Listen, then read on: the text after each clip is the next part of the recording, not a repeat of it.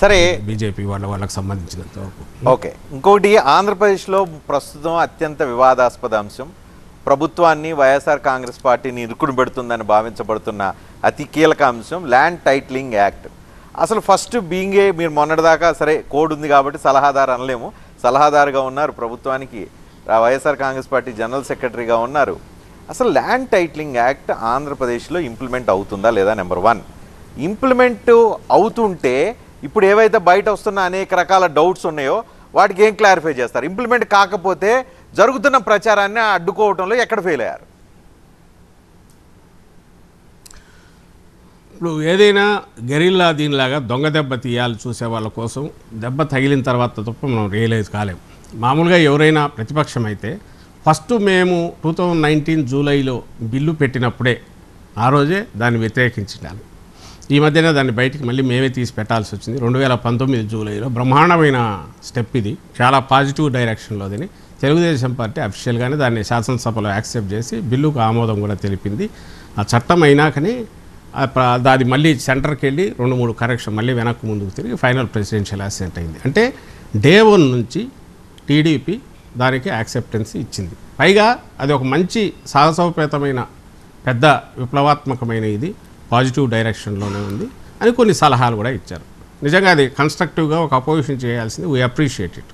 ఒకటి మన్నా దుంగోడు దొరికితే 5 నెలల క్రితం ఇదే రామోజీరావు ఈరోజు ఎవరైతే దీని మీద తప్పుడు ప్రచారం విష ప్రచారం చేస్తున్న దాంట్లో కీలక పాత్రధారి ఉన్నారో ఆయన సంబంధించిన దాంట్లో కూడా ఇది ఎంత మంచిదో అని చెప్పి వాళ్ళ దాంట్లో కూడా ఒకటి స్టోరీ కూడా వేశారు. అంటే ఎందుకు చెప్తున్నానంటే నార్మల్గా జరిగే దాంట్లో మీకు అభ్యంతరం ఉంటే, ఇందులో మీకు ఏదన్నా ప్రజలకు ఇబ్బంది కలిగించేది ఉంది అనుకుంటే ఆ రోజు వ్యతిరేకించేది అపోజిషన్గా తెలుగుదేశం పార్టీ, చేయకపోగా ఆమోదించింది. పైగా మంచి పాజిటివ్ డైరెక్షన్లో ఉన్న మంచి చర్య, అందరూ అప్రిషియేట్ చేయాల్సింది.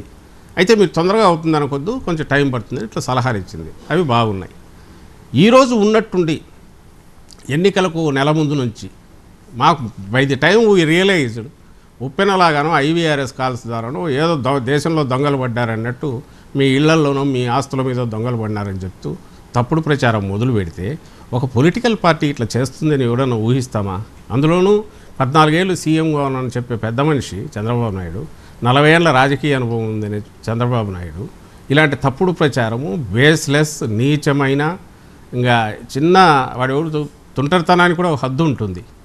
మిస్యూస్ కూడా సొసైటీ మీదనే వ్యతిరేకత ఉన్న వాళ్ళు చేసే పని, విద్రోహ శక్తులు చేసే పని, దానికి దిగుతాడని మేము ఊహించలే. కానీ ఆ తర్వాత అందరూ అడగడం మొదలుపెట్టారు, ఏందో టైటిలింగ్ యాక్ట్ అంటే. టైటిలింగ్ యాక్ట్ ఏముంది, అది అందరూ ఒప్పుకున్నదే, ఒప్పుకున్న తర్వాత చేసింది ఒకటి. Plus it should not be seen isolated, separate కాదు. మొన్న జగన్మోహన్ రెడ్డి గారు కూడా దాని గురించి ఎక్స్ప్లెయిన్ చేశారు. ఇది ఎప్పుడు వస్తుంది? ఫస్ట్ భూమి సమగ్ర సర్వే జరగాలి. సమగ్ర సర్వే జరిగి రికార్డులన్నీ స్ట్రైట్ అయిపోయి ఎక్కడికెక్కడ మీ భూమి, మీరు ఒక అపార్ట్మెంట్ కొన్నా, మీరు భూమి ఉన్నా మీది ఫిక్స్ అయిపోయి బౌండరీలతో సహా అంతా అయ్యాక మీ చేతిలో పెట్టిన తర్వాత వివాదాలు ఏమైనా ఉంటే ఇంకో రిజిస్టర్లో పెట్టాక, కోర్టులో కేసులు ఉంటే ఇంకో రిజిస్టర్లో పెట్టాక, వీటన్నిటి అయిన తర్వాత ఏదైతే పూర్తి సక్రమంగా ఉందని అందరూ ఇంక్లూడింగ్ రైతుతో సహా ఒప్పుకొని గ్రామసభలో పెట్టి అక్కడ ఒప్పుకొని ఏమనుకున్నాక అప్పుడు స్టాంప్ పడి తయారైనది ల్యాండ్ టైటిలింగ్ యాక్ట్.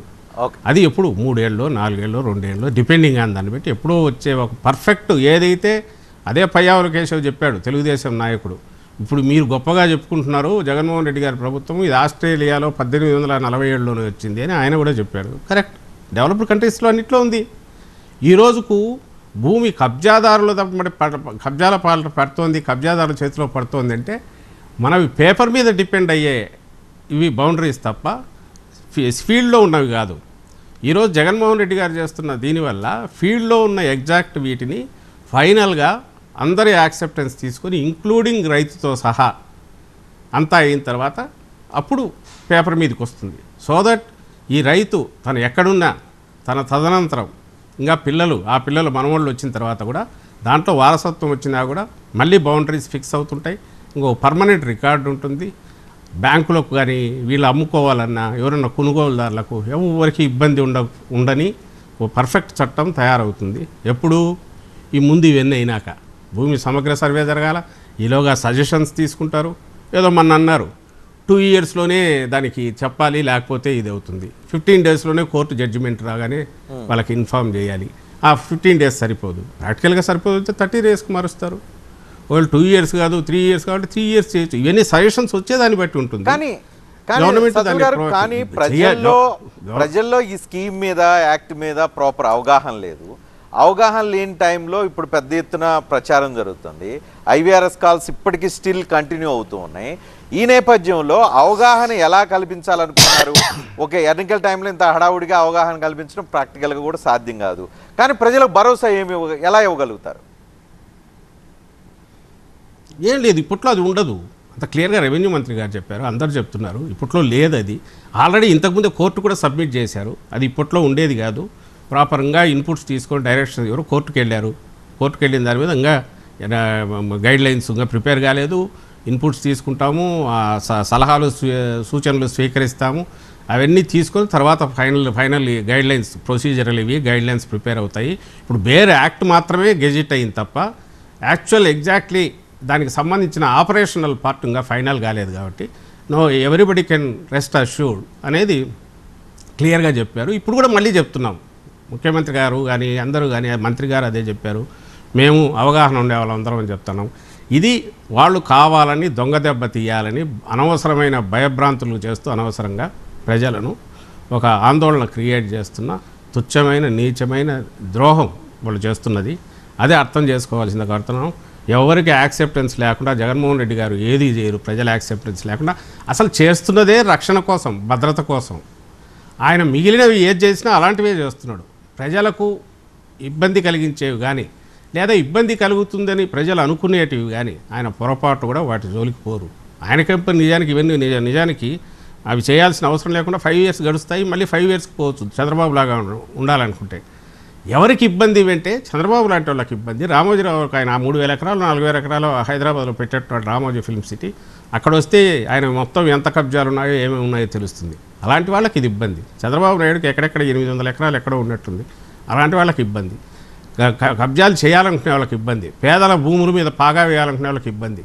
అబ్రాడ్ బయట ఎక్కడన్నా ఉంటేనో ఎక్కడో ఉద్యోగాలు చేసుకుంటూ మీకెక్కడో ఊర్లో 5 ఎకరాలు ఉంటే ఉంటుందా లేదా అని బిక్కుబిక్కుమంటూ ఉండాల్సిన పరిస్థితులు ఇప్పుడు ఉంటే ఆ ఇబ్బందులు క్రియేట్ చేసేవాళ్ళు ఎవరంటే కబ్జాదారులు. వాటి నుంచి విముక్తి కల్పించాలనే ఉద్దేశంతో ఆలోచనతో వచ్చింది ఇది చట్టం. కానీ ఇంప్లిమెంటేషన్కు ముందు తయారు కావాల్సిన చాలా ఉంది. అందరు గైడ్ లైన్స్ తీసుకుంటారు, మళ్ళీ పంపచ్చు. అవి ప్రజల నుంచి తీసుకుంటారు, పొలిటికల్ పార్టీస్ తీసుకుంటారు. మీడియా వాళ్ళు చెప్తే ఇదిగో ఈ ప్రాక్టికల్ ఇబ్బందులు ఉంటాయి చేయబట్టి అవి తీసుకుంటారు. అవన్నీ కూడా అయిన తర్వాత కూడా సమగ్ర భూ సర్వే ఇప్పటికి నాకు తెలిసి 6,000 విలేజ్లో అయినట్టుంది. మొత్తం 17,000కు గాను పంచాయతీలకు గాను ఇంకా కావాల్సింది ఉంది. అవన్నీ అయిన తర్వాతనే అవుతాయి. కాబట్టి ఎవ్వరు ఇది కావాల్సిన అవసరం లేదు. చంద్రబాబు నాయుడు తనకు ఏ పద్ధతిలోనూ జగన్మోహన్ రెడ్డి గారిని దెబ్బ కొట్టడం కానీ, నేను వస్తే ఇది చేస్తానని చెప్పగలిగింది లేదు. గతంలో ఇది చేశానని చెప్తే వెంటబడి చదువుతారనే భయం ఉంది. రేపు వచ్చి ఏం చేస్తానని చెప్పడానికి లేదు. జగన్మోహన్ రెడ్డి గారిలో ఏ లోపం చూపాలని అర్థం కాక ఇప్పుడు తప్పుడు ప్రచారాలు ఇవి చేస్తున్నాడు. ఇంకో రకమైన కుట్రలు చేసి ప్రజల్లో ఒక రకమైన ఇది కలగాలని చెప్పి నేను ఇంతకుముందు అన్న ఈ ఆసరా స్కీములు ఇవి రాకుండా అక్కడ అడ్డం కొడుతూ కానీ ఇక్కడ